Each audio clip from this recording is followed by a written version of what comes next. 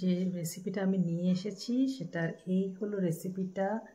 খেতে কিন্তু সবাই, অনেককে আমি অফিসেও খাইয়েছি, এখন রাত্রির জন্য এটুকু আছে, তো সবারই খুব ভালো লেগেছে। তো রেসিপিটা কি বানাচ্ছি সেটা দেখতে হলে, আমি এখন একদম খুব টায়ার্ড, আমাকে দেখে বোঝা যাচ্ছে, একটু শুয়েছিলাম আর ভাল লাগছিল না। তো এখন আমি এই রেসিপিটা আমি দেখানোর এই কারণেই বললাম, এমন একটা জিনিস দিয়ে রেসিপিটা বানিয়েছি, তো আশা করি সবার খুব ভালো লাগবে।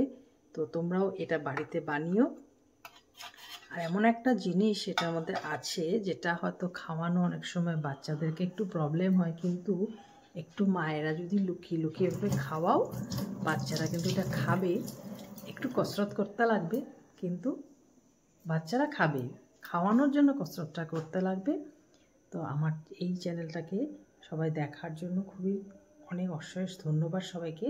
তো আমি এই রেসিপিটা নিয়ে আসছি, পুরো রেসিপিটা দেখো, আমার মনে হয় ভালো লাগবে। একটা নতুনত্ব এই রেসিপিটার মধ্যে আছে। সবাই তো ইতিমধ্যে বুঝিয়ে ফেলেছো যে আমি করলা দিয়ে একটা কোনো রেসিপি বানাচ্ছি। এই রেসিপিটা কিন্তু আমি প্রথম দিন যেদিন খেয়েছিলাম, আমাকে একজন খাইয়েছিল, আমি বুঝতেই পারিনি। তো এটাকে আমি কি করেছিলাম, কালকে দুপুরবেলা, আজকে হচ্ছে সোমবার, আমি কালকে রোববারে দুপুরবেলা কেটে নুন জলে ভিজিয়ে রেখেছি। রাত্রিবেলা আমি এটাকে বের করে বিচিগুলো ফেলে দিয়ে ছোট ছোট চিকন চিকন করে এভাবে স্লাইস করে কেটে নিয়েছি, আবার ফ্রিজে ঢুকিয়ে রেখে দিয়েছিলাম। এরপর আজকে সকালবেলা বের করে ভালো করে জল দিয়ে বেশ কয়েকবার আমি ধুয়ে নিয়েছি, অতিরিক্ত নুনটা যেন চলে যায়। আর নুনটা যখন যাবে তার সাথে অতিরিক্ত তিতাটাও কিন্তু চলে গেছে। এরপর এটার সাথে আমি স্লাইস করে, যেভাবে ছোট চিকন চিকন করে স্লাইস করেছি করলাটাকে, ঠিক সেরকমভাবে আমি এটার সাথে স্লাইস করব কি টমেটো আর করলা এরকম পাতলা পাতলা করে স্লাইস করতে হবে। প্রথমে আমি যখন কালকে নুন জলে ভিজিয়েছিলাম তখন বড় করেছিলাম, কারণ তখন একটু হার্ড ছিল, কিন্তু 7-8 ঘন্টা নুন জলে ভেজানোর পর বেশ সফট হয়ে গেছে, চিকন করতে আমার সুবিধা হয়েছে। টমেটোটাকেও কেটে নিয়েছি, আর এই পেঁয়াজটাকে একদম বারিক কেটে নিয়েছি পাতলা পাতলা করে। তো পেঁয়াজটাকে দিয়ে এই তরকারিটা আমি যে বানাচ্ছি, আমার এখানে আমি প্রায় আধা বানানোর পর কেমন হয়েছে সেটা দেখাচ্ছি, কিন্তু পুরো রেসিপিটা কিন্তু এখন আমি দেখাবো। খুব সিম্পল, ঘরে যা থাকা জিনিস দিয়ে, কিন্তু একদম অন্যরকম। এটা আমি অনেক দিন পর আবার বানালাম। আরেকদিন বানিয়েছিলাম, তখন সেটা আমি অনেককেই তখনও খাইয়েছিলাম, কেউ কিন্তু ধরতেই পারেনি যেটা সেটা করলা দিয়ে। এটা একদম লাস্ট ফিনিশিং কীরকম শুকনো শুকনো করেছি। তো এখন আমি রান্নাটা দেখাচ্ছি, আমার সাথে থাকো। তো কড়াইতে তেলটা গরম হওয়ার পর আমি এটার মধ্যে এই যে ছোট ছোট একদম ঝুড়ি ঝুড়ি করে স্লাইস করে রাখা যে পেঁয়াজ, সেই পেঁয়াজগুলো দিয়ে দেবো। সেই পেঁয়াজগুলো দেওয়ার আগে আমি একটু তেলটাকে নাড়িয়ে নিলাম, তেলটা গরম হয়েছে কিনা। তো একদম সেইগুলোকে দিয়ে ভালো করে আমি নাড়াবো পেঁয়াজটাকে, প্রথমে খালি পেঁয়াজটাকে। কারণ কি, পেঁয়াজের ভাজা গন্ধটা যদি সুন্দর হয়, যে কোনো তরকারিতে তার একটা ঘ্রাণ খুব ভালো প্রদান করে এই পেঁয়াজ ভাজাটা। পেঁয়াজ পুড়ে গেলে যেমন বাজে গন্ধ হয়, ভাজলে কিন্তু সেরকমই একটা মিষ্টি সুন্দর গন্ধ হয়, সবাই আমরা সেটা জানি। পেঁয়াজটা যখন একটু গোলাপি গোলাপি টাইপের হয়ে যাবে, তখন সেটার মধ্যে আমি করলাটা দেব। করলা দিয়ে সবজি, এটা আমরা বাঙালিরা ভাবতেই পাই না, কিন্তু এটা কিন্তু রাজস্থানের দিকের মানুষেরই মেনলি ওরা বানায়। আর আমি ওই রকমই একজন মানুষের কাছে খেয়েছিলাম। খেয়ে সত্যি কথা আমি বুঝতে পারিনি যে এটা কি এত ভালো লেগেছিল। সেই ছেলেটি তার মায়ের হাতের রান্না খাইয়েছিল, আর মায়ের হাতের রান্না তো স্বাদের কোনো কথাই হয় না, ওনার মতো হয়তো আমার হয়নি। তো তারপরে আমি করলাগুলো দিয়ে দিলাম। তো করলাগুলো দিয়ে দেওয়ার পর আমি ভালো করে এটাকে সাঁতলে নেব, একটার পর একটা স্টেপ বাই স্টেপ দিব, প্রত্যেকটা যেন একটার সঙ্গে একটা মশলাটা ভালোভাবে লেগে যায়।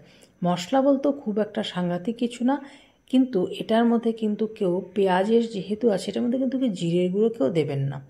এটার জিরের গুঁড়ো বা গরম মশলা এটার মধ্যে পড়বে না। এটার মধ্যে কি কি পড়বে বলে দিচ্ছি আমি। এখন যখন আধা ভাজা হয়ে গেছে, এখন আমি এটার মধ্যে আস্তে আস্তে টমেটোটাও দিয়ে দেবো, কারণ টমেটোটা রসটা আর এই করলাটা আমাকে ভালোভাবে মুছতে হবে। এটা যদি আরও কেউ চিকন করতে পারেন, আরও চিকনও করতে পারবেন। আমার সময় কম ছিল, সেই জন্য এর চেয়ে বেশি চিকন আমি আর করে উঠতে পারিনি।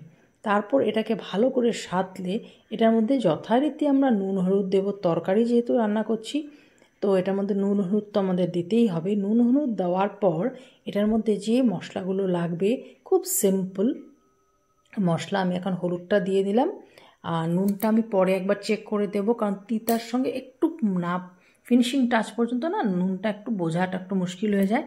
তো এটা লাস্টের দিকে একবার চেক করে নুন, আমি একটু কিন্তু চিনিও দিয়েছি যেহেতু আমার টমেটো ছিল, আর একটু তিতাটা যদি একটু মুখে লেগে যায় সেই ভয়ে আমি একটু চিনিও দিয়েছি সামান্য। সেটা আমার ক্লিপিংয়ে আসেনি, তখন আমি ক্যামেরা করতে পারিনি। আর এখানে আমি এখন যেটা দেব মেইন মশলা, সেটার মধ্যে হচ্ছে ধনে গুঁড়ো আর কাশ্মীরি রেড মির্চ। আর কেউ যদি এমনি লঙ্কার গুঁড়ো খেতে পারেন, ঝাল খান, তারা কিন্তু এমনি লঙ্কার গুঁড়োও দিতে পারবেন, সেটা দিলে আর একটু ভালোই হয়। প্রথম যেদিন আমি বানিয়েছিলাম তখন বেশ ঝাল করেই বানিয়েছিলাম, এখন আমার বাড়িতে একদম ঝাল চলে না, সেই জন্য একটু মুশকিল হয়, আমি ঝাল দিতে পারি না। তো ধনে গুঁড়োটা কিন্তু একটু বেশি পরিমাণে দিতে হবে। আর এই ধনে গুঁড়োর একটা খুব সুন্দর স্মেল আসে এটার মধ্যে। আর সমস্ত মশলাটা আমি একটু জলও দিয়েছি, কারণ কি মশলা যেন কোনো মতে পুড়ে না যায়। অল্প জল ছিটা দিয়ে মশলাটাকে কষিয়ে কষিয়ে কষিয়ে কষিয়ে বেশ অনেকটা, যেটা লাস্ট ফিনিশিংটা আমি দেখালাম, সেইভাবে সুন্দরভাবে আমার তৈরি হয়ে যাবে এই করলার রেসিপিটি। যদি কেউ নতুন আমার চ্যানেলটাকে দেখে থাকেন, প্লিজ আমার চ্যানেলটাকে সাবস্ক্রাইব করুন।